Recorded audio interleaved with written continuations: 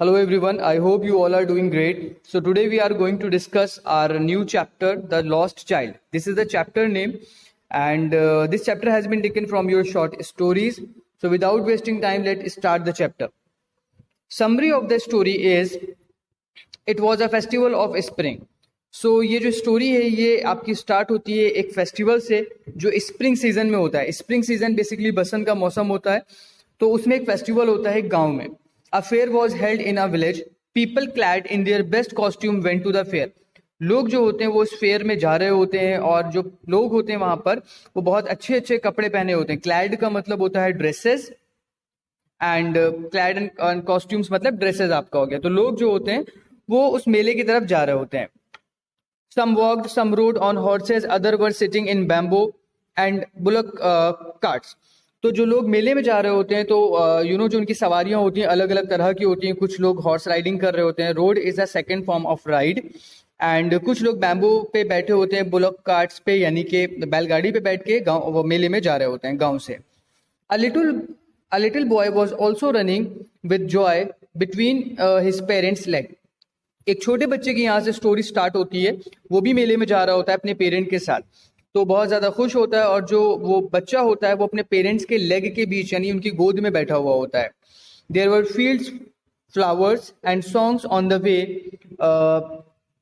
Leading to the fair.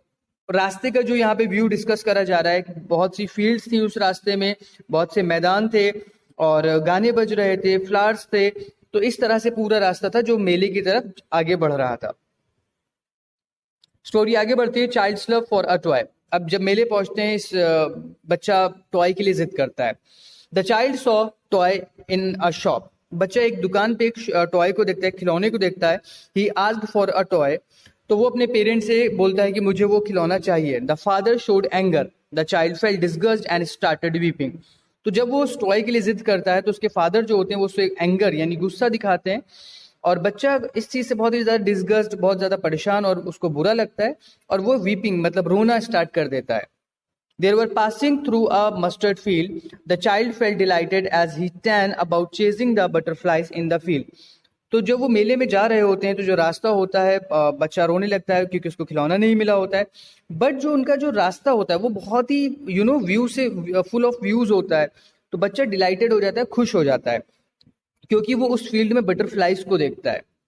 Then they passed through a tree. The child saw dove and heard a koel in the trees. They reached the fair. उसके बाद जैसे ही रास्ता आगे बढ़ रहा होता है तो फिर बच्चा उस फील्ड में जो है डव को देखता है, मतलब कबूतर को देखता है, और कोयल की आवाज सुनता है. They reached the fair. और उसके बाद वो लोग मेले पहुंच जाते हैं.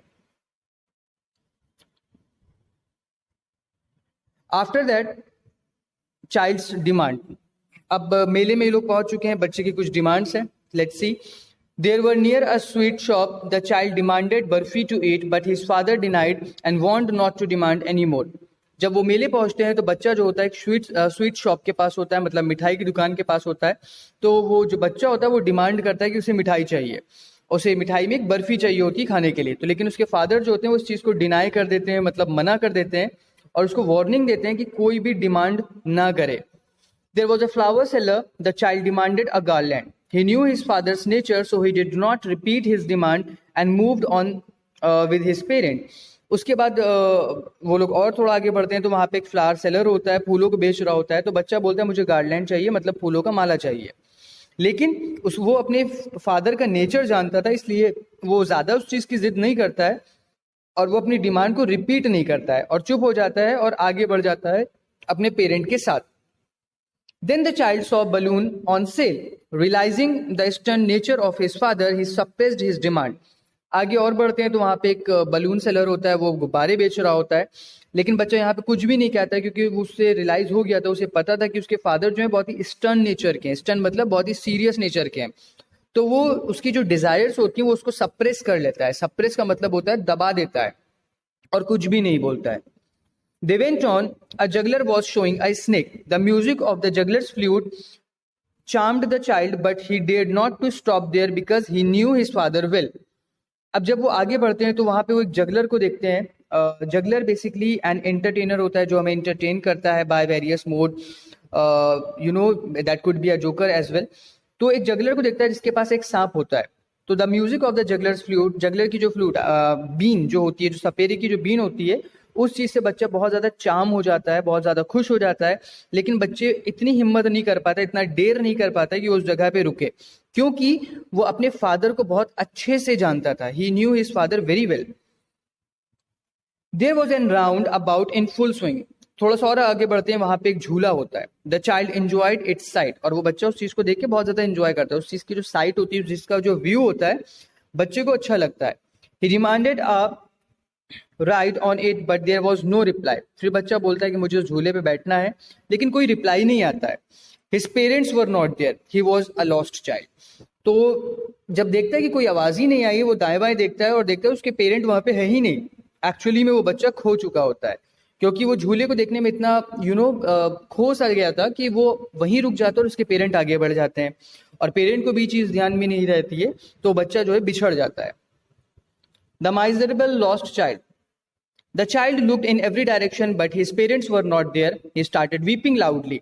बच्चा अपने पेरेंट को हर डायरेक्शन में देखता है, लेकिन उसके पेरेंट्स जो होते हैं वो कहीं भी नहीं होते हैं। तो उसके बाद क्या होता है, ही स्टार्टेड वीपिंग लाउडली, वो चिल्ला चिल्ला के रोने लगता है। He ran here and there crying in fear and tears. वो इधर उधर रोते हुए भाग रहा होता है। He was waiting for his parents. His clothes got muddy and dusty. वो अपने पेरेंट का इंतजार भी करता है, बट उसके पेरेंट नहीं आते हैं। उसके कपड़े जो हैं वो गंदे हो जाते हैं, मडी और डस्टी हो जाते हैं, मतलब कीचड़ भर जाती है और गर्दा लग जाती है। After a while, he was too exhausted to run about and began to weep loudly. थोड़ी देर तो वो बहुत इधर उधर भागता है, ढूंढता है, लेकिन फिर वो एग्जॉस्टेड हो जाता है, मतलब थक जाता है और हार सा जाता है। फिर वो एक जगह बैठ के रोने लगता है। He stood gazing at people to find his father and mother. फिर वो लोगों की तरफ देखता है और रोता है, शायद उसको कोई उसके मम्मी पापा तक ले जाए या बता दे कहाँ पे हैं। He entered the temple. The crowd was thick. He narrowly escaped being trampled underfoot. फिर वो धीरे से टेम्पल, एक मंदिर में पहुंच जाता है। मंदिर में बहुत ज्यादा भीड़ होती है। It was very crowdy, crowd मतलब होता है आपकी भीड़। तो बच्चा कैसे भी करके अपने आप को बचाता है। एस्केप का मतलब होता है बचना। ट्रैम्पल्ड अंडरफुट, लोगों के पैरों से दब ना जाए, तो बड़ी मुश्किल से वो बच के एस्केप होके वहां से निकल पाता है। उसके बाद अमन सॉ हिम इन माइजरी, एक लड़का है अमन, तो वो उसको देखता है कि एक बच्चा है बहुत ज्यादा परेशान है। अमन उसको देखता है। He took the child through the fair but parents were not found anywhere. तो अमन उस बच्चे को लेके फेयर में, मेले में आगे बढ़ता है कि उसके पेरेंट उसे मिल जाएं, लेकिन उसके पेरेंट कहीं नहीं दिखते हैं। The man offered the child a chance on the roundabout and offered to listen the juggler's music, to have balloons, the flowers and the sweet meet.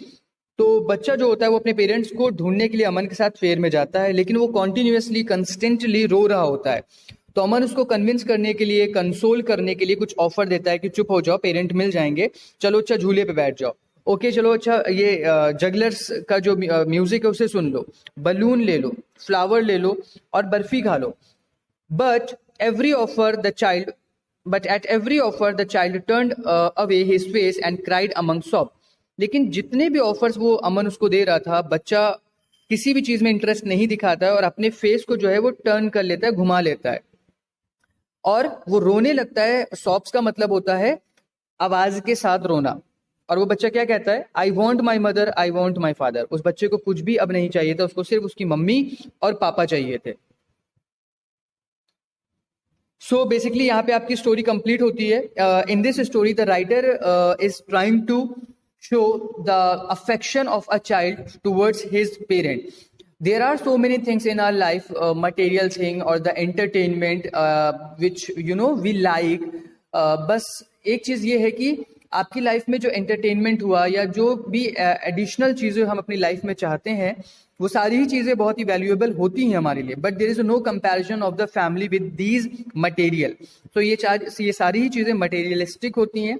एक इमेच्योर छोटा सा बच्चा जिसको वो सारी ही चीजें का ऑफर मिला जो वो चाहता था, लेकिन उसके लिए वो चीजें तब इंपॉर्टेंट नहीं थी, उसके लिए उस टाइम पे उसके पेरेंट ही इंपॉर्टेंट थे। So this is how the unconditional love of a child is the narrator is trying to show us. तो यही स्टोरी आपकी बुक में ही दी है। इस पे आपकी स्टोरी खत्म होती है। I hope you have enjoyed the video, I hope you must have understood the video. If you have any doubt, any question, so you can ask me. Keep studying, take care, thank you, bye bye.